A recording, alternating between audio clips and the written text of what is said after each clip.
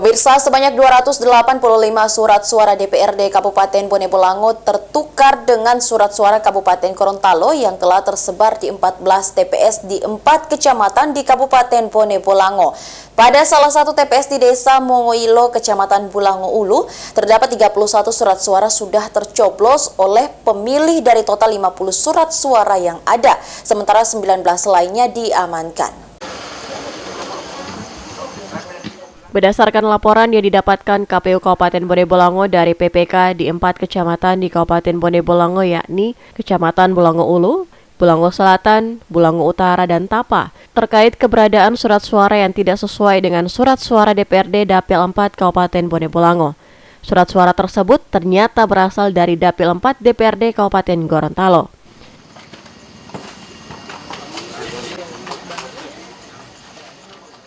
Salah satu dari 14 TPS yang mengalami surat suara yang tertukar, yakni TPS 1 Desa Mongoilo, dari 50 surat suara yang diterima, ditemukan 31 surat suara yang sudah tercoblos oleh pemilih, sedangkan 19 lainnya langsung diamankan.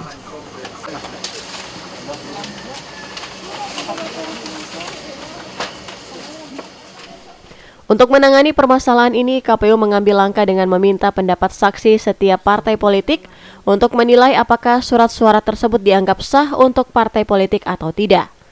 Hal ini dilakukan karena tidak ada regulasi yang menjelaskan secara teknis tentang aturan surat suara sah dan tidak sah ketika terjadi pertukaran surat suara. Kesepakatan dari saksi-saksi di TPS tersebut menjadi pedoman bagi KPPS dalam proses penghitungan suara. Karena saksi itu sebagai pemanfaat dari itu kan, yang menerima manfaat dari hasil perolehan suara.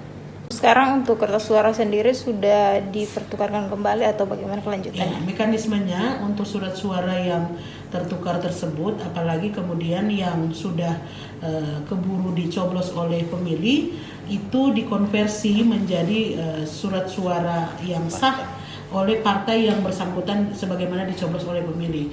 Hal ini juga didasarkan pada kesepakatan yang ditanyakan kepada masing-masing saksi dari partai politik yang berada di TPS yang bersangkutan, seperti itu.